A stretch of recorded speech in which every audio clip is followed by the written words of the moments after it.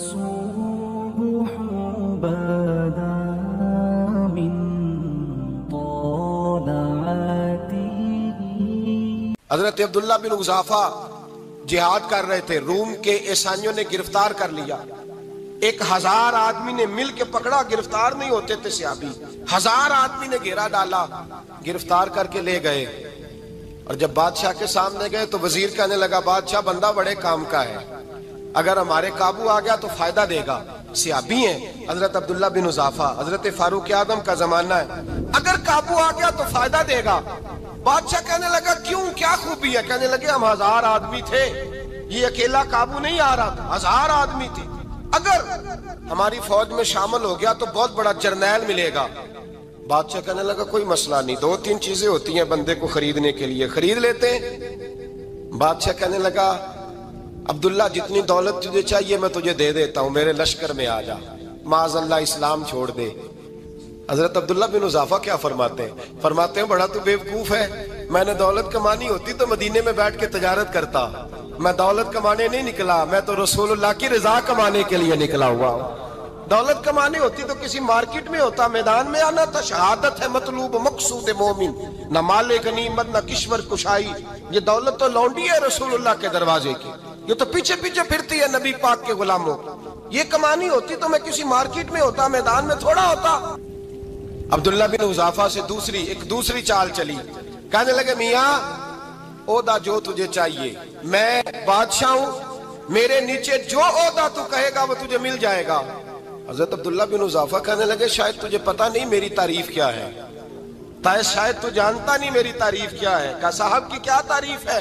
کہنے لگے میں رسول اللہ کا صحابی ہوں اور کائنات میں سب سے بڑا عہدہ مصطفیٰ کے صحابی ہونے کا عہدہ ہے. صحابہ وہ صحابہ تھے جن کی ہر صبح عید ہوتی تھی، خدا کا قرب حاصل تھا، نبی کی دید ہوتی تھی. فرمایا میں نے حضور کے جلوے دیکھے ہوئے ہیں، مجھے عہدے کی ضرورت ہی نہیں، اور میں نے عہدہ لینا ہوتا تو میں سیاست کرتا، میں تو شہادت لینے نکلا ہوں میدان میں، عہدے کا میں نے کیا کرنا ہے. اب بادشاہ کہنے لگا اسے قتل کر دو. وزیر کہنے لگا نہیں، ایک بات اور ہے، مجھے ایک چال اور چلنے دو. کہا وہ کیا؟ کہنے لگے میری بیٹی بڑی خوبصورت ہے، مجھے موقع دو اپنی ہی بیٹی کو سجا بنا کے. وہ جوان جس کی جوانی اتنی بڑی ہے کہ 1000 آدمی مقابلے میں کھڑا نہیں ہوتا، اس جوان کے کمرے میں رات کی تنہائی میں بنا سوار کے بی بی کو بھیجا.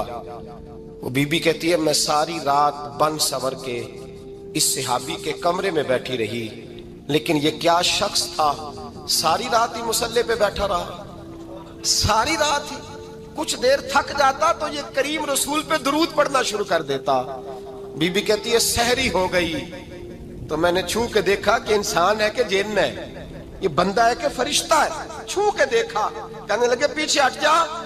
میں نے کہا میں نے تو سنا تھا تو 1000 کے مقابلے میں ہے اور تو اتنا بے حس ہے کہ بنی صبری دلہن بیٹھی ہے، تو نے نظر نہیں کی. عبداللہ بن حذافہ بی بی کہتی ہے نظر پھر نہیں اٹھائی، نظر پھر جھکی ہوئی ہے.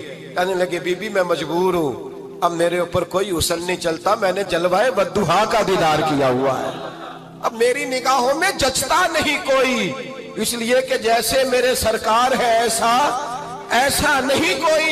کبھی بھی اب نہیں کسی کا میرے اوپر جادو چلتا، میں نے مصطفیٰ کو. اور کہا ذرا پیچھے ہٹ کے بیٹھ، مجھے میرے رسول نے غیر محرم سے بچنے کا حکم دیا ہے، ذرا پیچھے ہٹ کے بیٹھ. سحری کا وقت تھا. وہ بی بی کہتی ہے اس نوجوان کے جملے میرا سینہ چیر گئے، کلیجہ پھٹ گیا، چیخ نکلی، میں کفر کے عالم میں روئی. میں نے کہا مجھے بتا تو صحیح، آخر یہ جذبہ کہاں سے ملتا ہے، آخر یہ روشنی تو میں نے دیکھی نہیں، کہاں سے آتی ہے؟ ایک میرا باپ ہے جو بنا سور کے مجھے تیرے کمرے میں چھوڑ گیا، بتلا یہ کہاں سے کیف آتے ہیں؟ عبداللہ بن حذافہ کہنے لگے اگر کیف لینا ہے تو تو بھی میرے مصطفیٰ کا کلمہ پڑھ جا، آجا دروازہ رسول پہ جھک جا، مل جائے گا.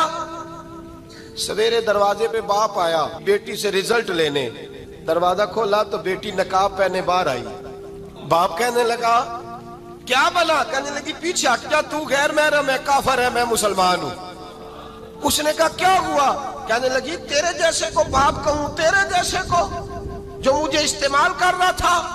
میں تجھے باپ نہیں مانتی، میں اب رسول والی ہو گئی، میں حضرت فاطمہ کی کنیزہ ہو گئی ہوں، میں اب نبی کریم کی خادمہ ہوں، خبردار میرے قریب نہ آنا۔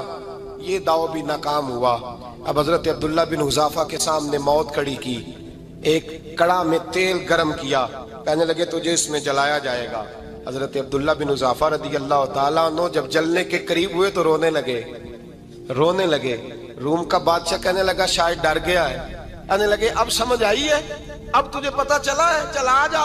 حضرت عبداللہ بن حذافہ کہنے لگے تو کافر ہے، تیری کافروں والی سوچ ہے، اس لیے نہیں رویا کہ موت سے ڈر گیا ہوں، میں تو اس لیے رویا ہوں کہ ایک جان ہے، وہ نبی پاک پہ قربان ہو رہی ہے، کاش رب مجھے 1000 جان دیتا، میں ساری مصطفیٰ پہ قربان کر دیتا۔ فاضل بریلوی فرماتے ہیں کروں تیرے نام پہ جاں فدا، نہ بس ایک جاں 2 جہاں فدا، اور میرا 2 جہاں سے بھی نہیں جی بھرا، میں کروں کیا کہ کروڑوں جہاں نہیں۔ اور میاں صاحب فرماتے ہیں وہ کچا رنگ للاری والا جیڑا چڑھدا لیندا رہندا، اے عشق تیرے دا رنگ محمد چڑھ جائے پھر نہیں لیندا، عشق تیرے دا رنگ محمد چڑھ جائے پھر اے نہیں لیندا۔ میرے بھائی وہ روم کا بادشاہ کہنے لگا دنیا میں نے بھی بڑی دیکھی ہے، پر جیسے پاک صاف مصطفیٰ کے غلام دیکھے ایسا میں نے کوئی نہیں دیکھا۔ او بھائیو، نظر پاک ہو، روح پاک ہو، مزاج پاک ہو، پھر انسان بڑے بڑے کام کرتا ہے، پھر وہ مہمات کو سر کرتا ہے، پھر وہ صرف ایک گھر کے لیے نہیں، وہ ملت کے لیے فائدہ مند ہوتا ہے، پھر وہ گھرانوں کو لے کر چلتا ہے، پھر وہ بڑے بڑے معاشرے تشکیل دیتا ہے۔ میرے رسول کریم صلی اللہ علیہ وسلم نے پاک صاف ذہن کے لوگ تیار کیے۔ حضرت مرثد فرماتے ہیں میں ایک عورت پہ عاشق تھا، جب کلمہ پڑھا نبی پاک نے میری پشت پہ ہاتھ پھیرا، میں نے کہا حضور کوئی نصیحت؟ نبی پاک نے فرمایا نظر کو پاک رکھنا۔ آپ فرماتے ہیں عورتیں میرے پیچھے بھاگا کرتی تھیں اور مجھے کہا کرتی تھی اب تو دیکھتا کیوں نہیں؟ تو میں نے کہا پتا مجھے بھی نہیں، مصطفیٰ کی ایک نظر ہوئی ہے رب نے سارے محل کو چہل دور فرما دیے، سارا کچھ ہی بدل گیا۔ ملت کے جوانوں یاد رکھو اس بات کو، یہ پاکیزگی، یہ نظر، یہ پاکیزگی، یہ مزاج، یہ انسان سے بڑے کام کرا لیتی ہے، اور اگر تیری نظر ناپاک رہتی ہے پھر تو کچھ نہیں کر سکتا، پھر تیری زندگی ایک ایسے قید خانے میں قید ہو گئی ہے جو تجھے 2 قدم بھی نہیں چلنے دے گی۔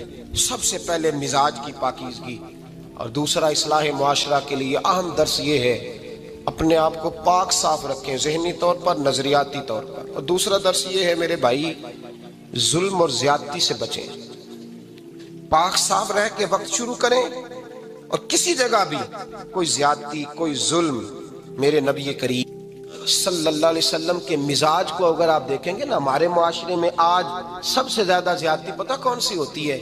لوگ عزتیں پامال کرتے، بدگمانیاں کرتے۔ ابو جہل یہ کام کرتا تھا کہ وہ نبی پاک صلی اللہ علیہ وسلم پر، صحابہ پر معاذ اللہ شخصی اعتراضات کرتا تھا، شخصی۔ عزیزو، جب آدمی کا کسی سے اختلاف ہوتا ہے نا، یا کسی کو پسند نہیں کرتا یا کسی کو ریجیکٹ کرنا چاہتا ہے تو شخصی اعتراضات کرتا ہے۔